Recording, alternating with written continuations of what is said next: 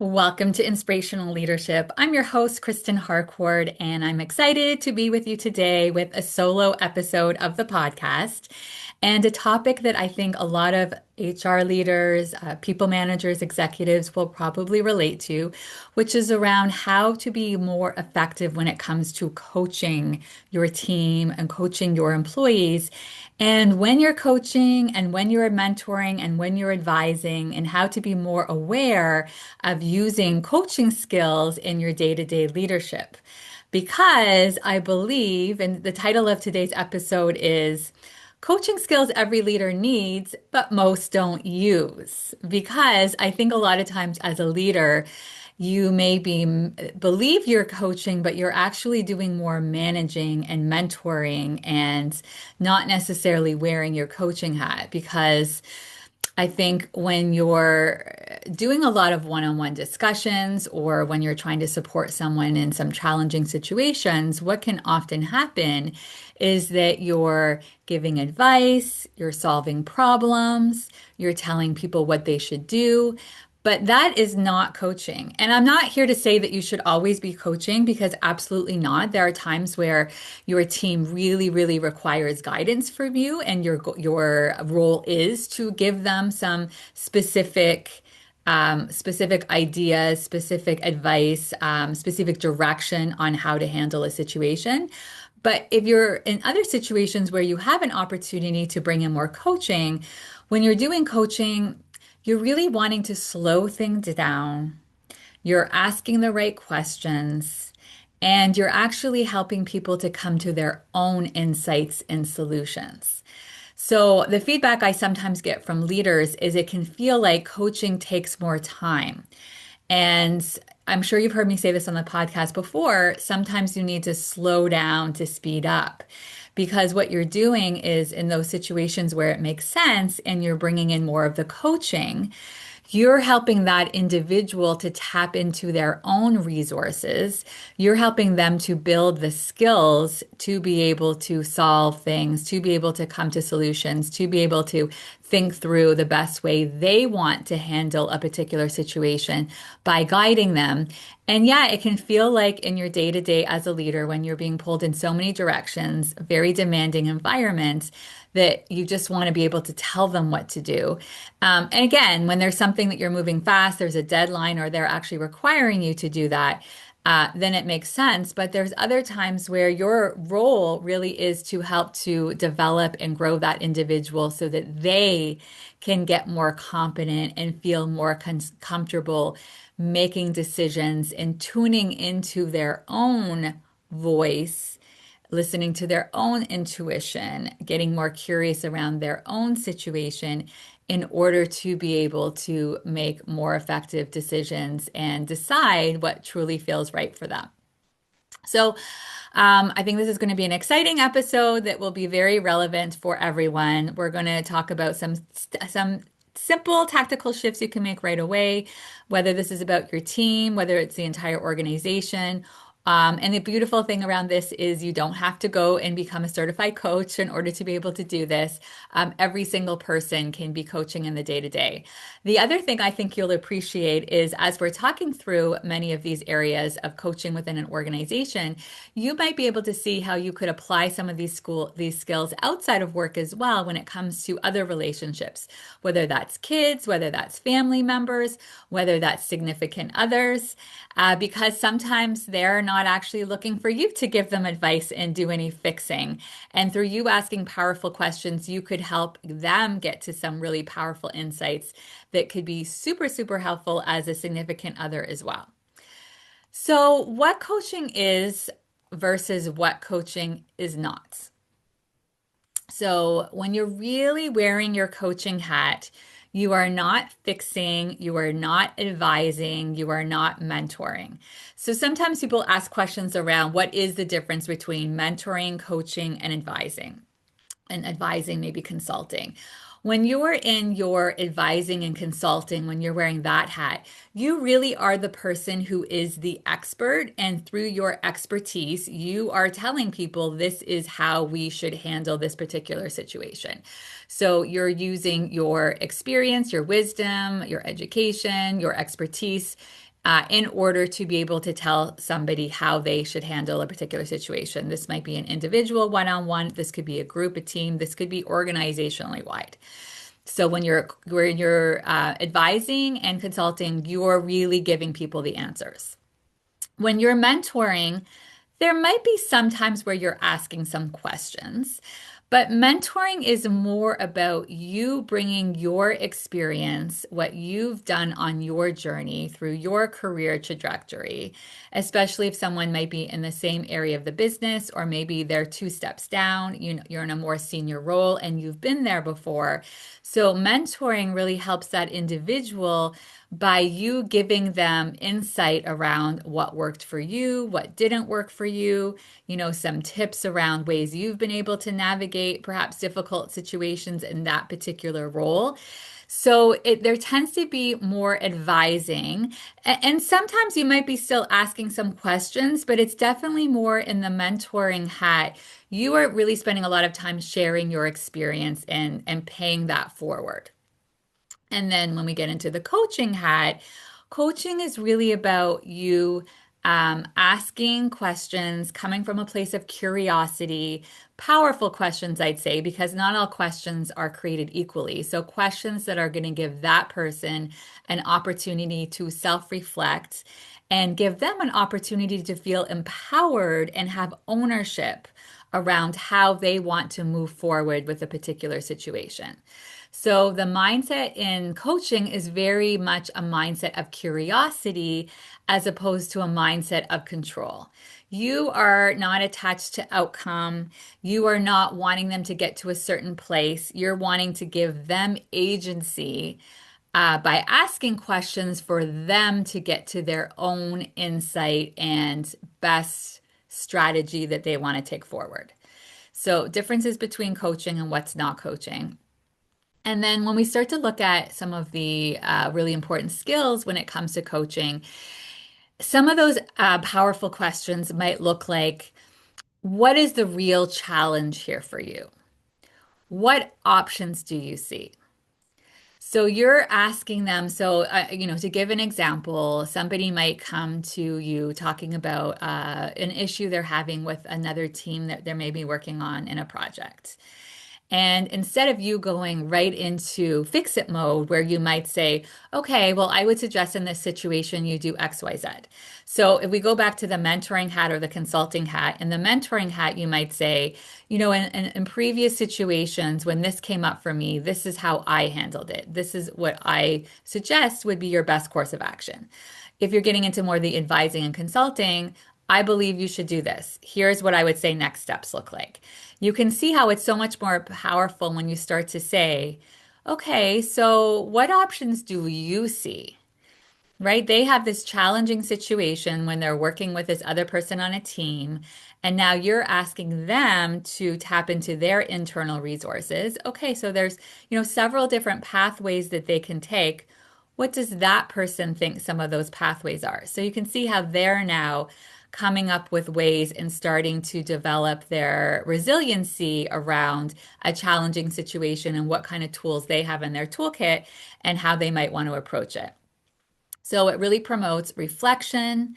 It promotes them taking ownership of the situation.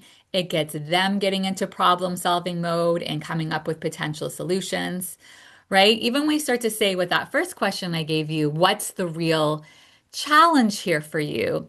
Because a lot of times as well, you'll notice with the coaching hat, somebody will come to you saying, they're upset or they're complaining about a particular situation. But through asking powerful questions, you help both yourself and that individual get underneath several layers to get at the root cause instead of getting at band-aids. Right? So at first they might, if we were just getting into fix it mode, we could get into some direction around fixing what appears to be the initial problem or challenge. But when you start to ask more powerful questions, you start to get underneath it.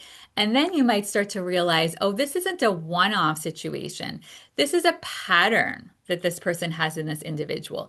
Or this is a pattern we have in the organization around when these particular groups are working together. Or this might be something that When we start to think about a lot of times organizations and different teams working in silos, what are we going to do to be able to break down the silos? So it's not just about this unique situation, but it's around, what's going on here? Is this more about an issue with trust, right? So sometimes we want to get right into the fix it and the doing action, but when we get underneath it, the behaviors might be showing up due to some sort of bigger challenge that's happening. And by asking more questions, we're able to get to the root cause. The other thing to keep in mind when you're wearing your coaching hat is you're really wanting to listen to understand as opposed to listening to respond. And this is the difference between just listening and getting into active listening.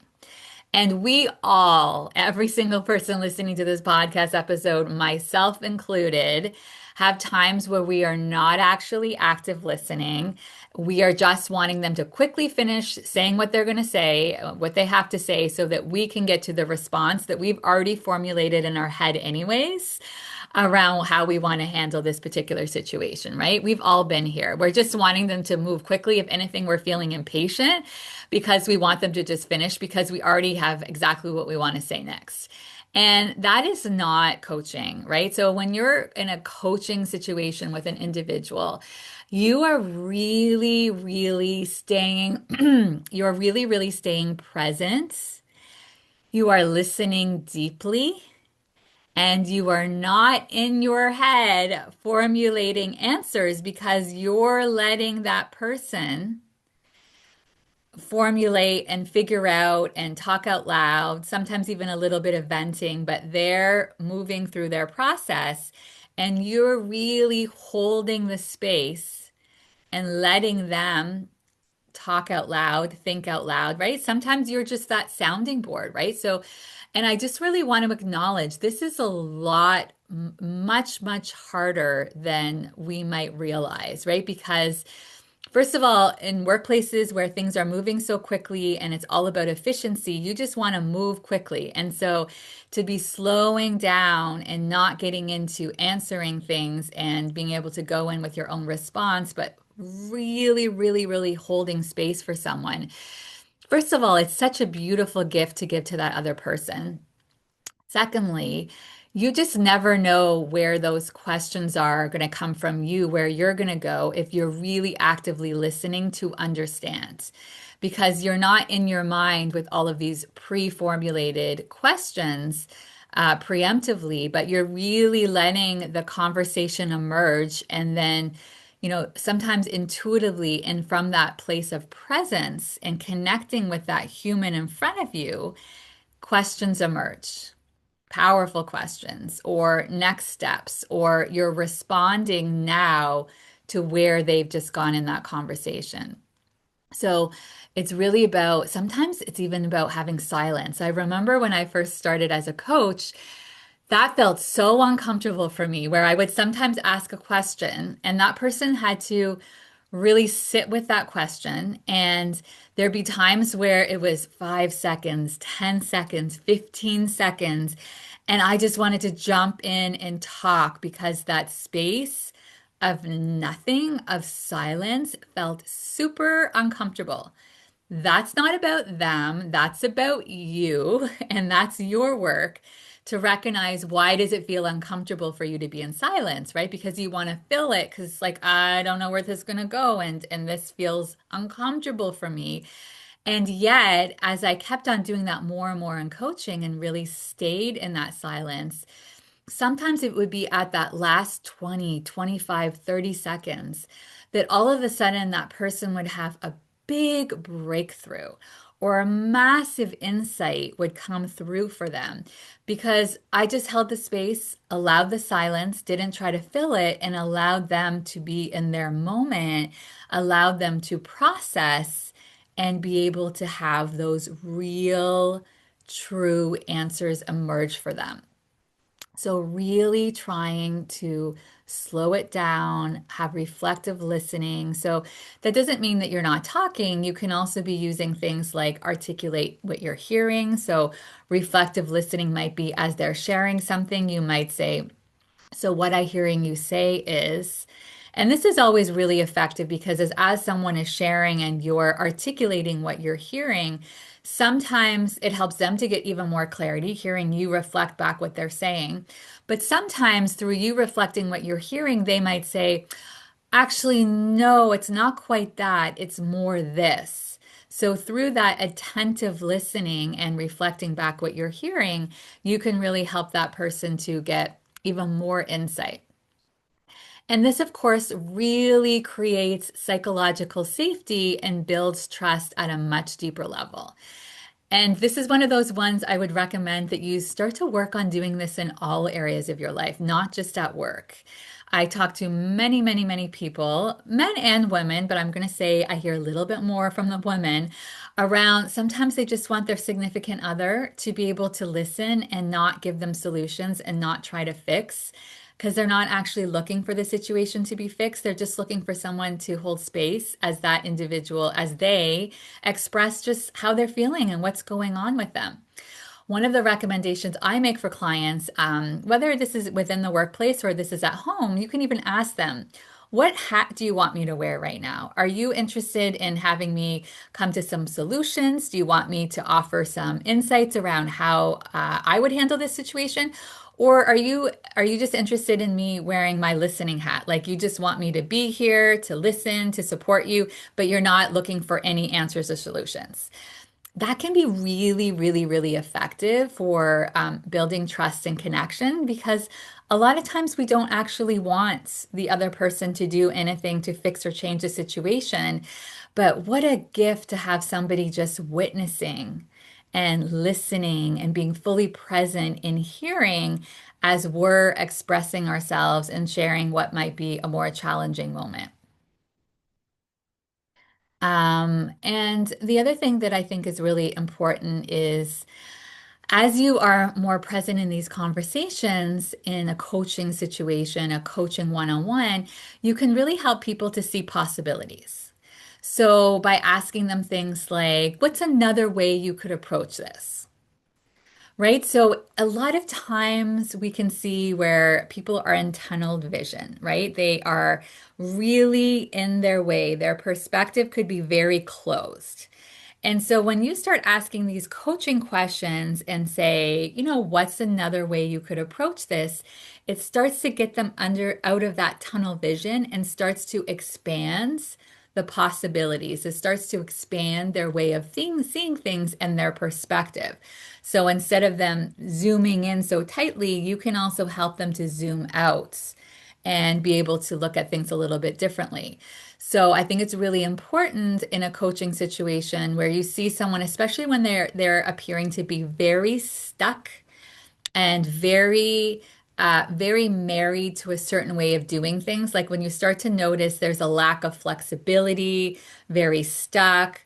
There's only one way, there's only this way, there's no other ways. You start to see some of that binary thinking, right? It's either good or bad, right or wrong, very black and white thinking.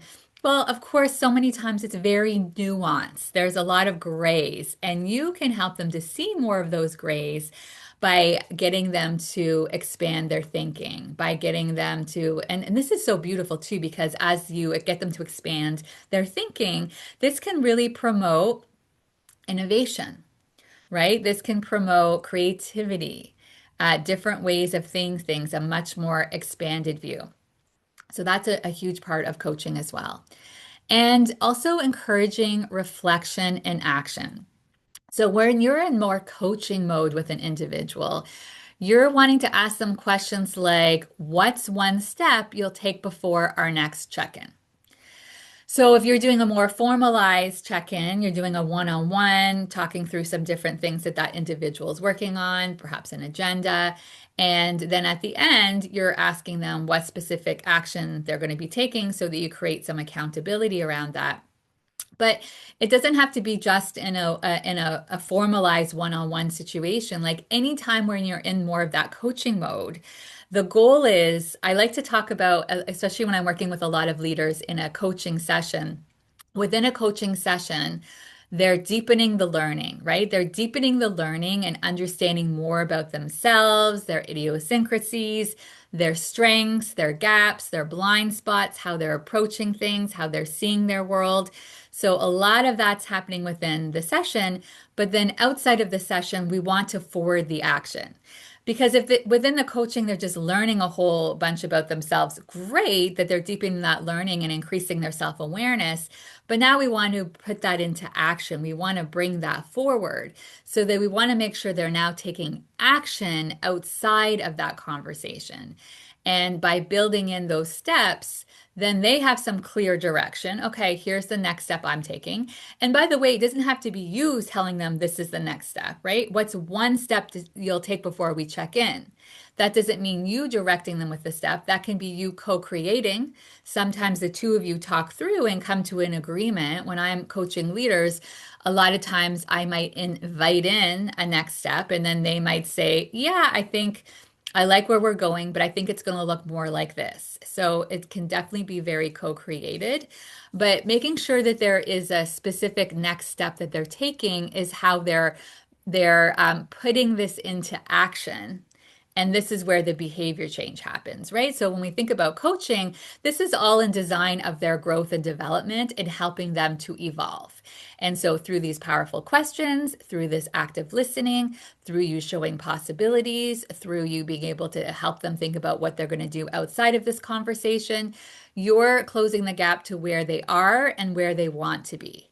And then that, of course, is always about taking steps in that direction. And I say this all the time. It's not about taking massive steps. All of those little baby steps taken consistently is where we see the behavior change happening. So that's really, really important to make sure we have some accountability outside of these conversations. And you know what? You might ask yourself, like, when should coaching be happening as a leader? And for sure, this is something that's going to be intuitive for you as well. You'll start to get a feel for what hat do I need to be wearing there. But definitely in your one-on-one conversations, you're going to be wanting to bring some of your coaching hat for sure in performance reviews and performance conversations when you're talking about career conversations. But I don't want you to hold yourself back. This could be in a hallway chat as well, right? Like you could just be having a conversation with them and you just notice based on what they're struggling with. Okay, you know what? I think this is a moment where coaching would serve me really well.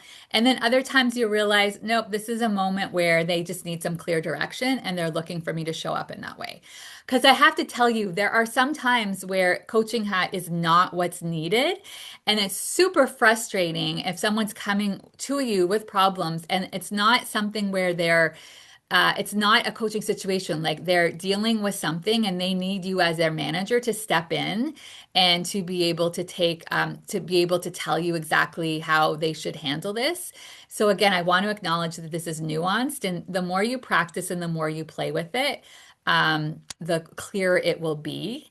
But just noticing these don't have to be always within formalized conversations that coaching has happened. It could be anytime you're having a conversation with them and noticing that is an opportunity to be able to get them thinking in that way and helping them to be a little bit more resourceful and tap into their own answers and their own solutions. So, what is a practical framework that you can use as a leader? I like the GROW model. And so, when we talk through the GROW model, GROW stands for goal, reality, options, and will. So, we'll start with the first one. So, in the GROW model, the first thing is goal. What do you want to achieve? So, that's a question. Like in this situation, what are you wanting to achieve? Okay, well, what's the reality? So, what's happening now, right? You might have a certain goal that you want to achieve, but what does the reality, what does the current situation look like? What are your options? So, what could you try? And then the last one is will. What will you commit to? You can see how this feels very empowering, right? So you're getting the person to be able to thinking about like, what do you want to achieve? Right? Like this is, I talk about this all the time when people are having meetings. Like before you go into a meeting, you need to be thinking about what's the goal of this meeting? Like, what are we trying to achieve here? Because if not, it's not going to be an effective meeting. But same thing, anytime you're trying to go into these conversations, like what do you want to achieve? But then you just want to get a pulse, like, well, what's currently happening, right? What's happening now? And then what are those options? There's so many different pathways, and sometimes people can be in very binary thinking. It's either this or that. There's only one option or the other option, kind of the other side of the extreme. But then many times, as you ask more questions, there's several other options that they weren't seeing. And then what could you try, right? So being able to be open to experimenting, exploring, trying different things, and then what will you commit to, right? So, after this conversation, what do you commit to? What are you committing to? What actions are you going to take outside of this conversation? I wanted to give you some examples of some other powerful coaching questions that you can be asking as a leader that I think can be really effective. So, what's the real challenge that's here for you? What outcome would feel like success? What's getting in the way? What options do you see? What's one step you could take right now? What support would be helpful for you? If nothing were holding you back, what would you try? What did you learn from this experience? What would you do differently next time? What's most important to you about this goal? Right? This gets people really into those creative thinking skills, creative problem solving, and again, helps them to feel really empowered. Here, I also want to recommend to you a book that I love that I tell so many leaders about that is called The Coaching Habit by Michael Bungay Stanier. I think it's a wonderful book. In his book, he really talks through, I believe it's 7 different powerful questions that you can be asking, and he has a rhythm and how it's used. But it's a very simple book. It's not something that's going to take you hours to read. You could probably finish reading it in a couple, 2 or 3 hours.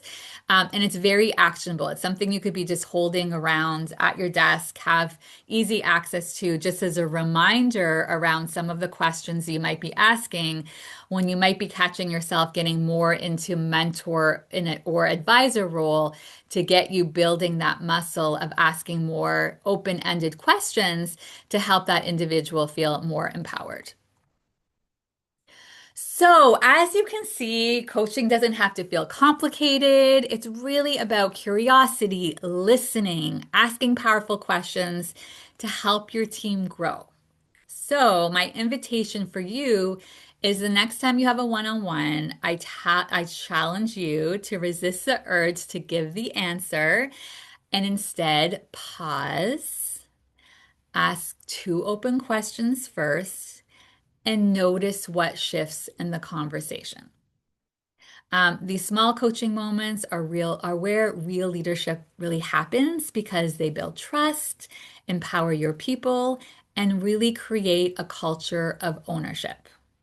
So I would love to hear from you. I love to hear what's working for you, what's not working.